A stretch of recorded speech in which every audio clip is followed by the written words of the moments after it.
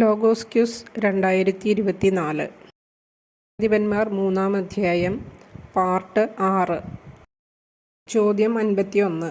എഗ്ലോന്റെ പരിചാരകർ എപ്പോഴാണ് വന്നത്? ഉത്തരം: യഹൂദ് പോയതിനു ശേഷം. ചോദ്യം 52. മുറി പൂട്ടിയിരിക്കുന്നതു കണ്ടപ്പോൾ എഗ്ലോൻ എവിടെയായിരിക്കുമെന്നാണ് പരിചാരകർ വിചാരിച്ചത്? ഉത്തരം: ദിനചര്യയ്ക്ക് രഹസ്യമുറിയിലായിരിക്കുമെന്ന്.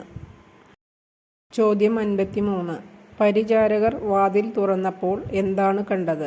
ഉത്തരം: രാജാവ് തറയിൽ മരിച്ചു കിടക്കുന്നത്. ചോദ്യം 54. യഹൂദ് എവിടെ എത്തിയപ്പോഴാണ് കാഹളം മുഴക്കിയത്? ഉത്തരം: എഫ്രായിം മലമ്പ്രദേശത്ത്. ചോദ്യം 55. യഹൂദ് എവിടേക്കാണ് രക്ഷപ്പെട്ടത്? ഉത്തരം: ശിലാവിഗ്രഹങ്ങൾക്കപ്പുറമുള്ള സെയീറായിലേക്ക്.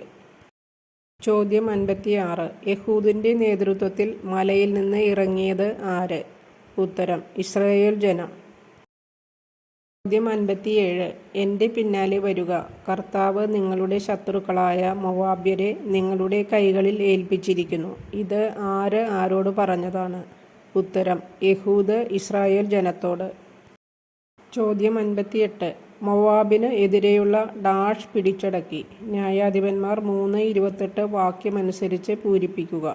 ഉത്തരം: ജോർദാന്റെ കടവുകൾ. ചോദ്യം 58. ഡാഷ് കടന്നു പോകാൻ ഒരുവനെയും അനുവദിച്ചില്ല. ന്യായാധിപന്മാർ 3:28 വാക്യമനുസരിച്ച് പൂരിപ്പിക്കുക. ഉത്തരം: ജോർദാന്റെ കടവിലൂടെ. ചോദ്യം 60. എത്ര മൊവാബ്യരെ കൊന്ന് എന്നാണ് ന്യായാധിപന്മാർ 3:29 വാക്യത്തിൽ പറയുന്നത്? ഉത്തരം: ധീരരും കരുത്തരുമായ 10,000-ഓളം മൊവാബ്യരെ. ചോദ്യം 61. മൊവാബ് ഇസ്രായേലിന് അധീനമായതിനു ശേഷം എത്ര വർഷം നാട്ടിൽ ശാന്തി നിലനിന്നു? ഉത്തരം: 80 വർഷം.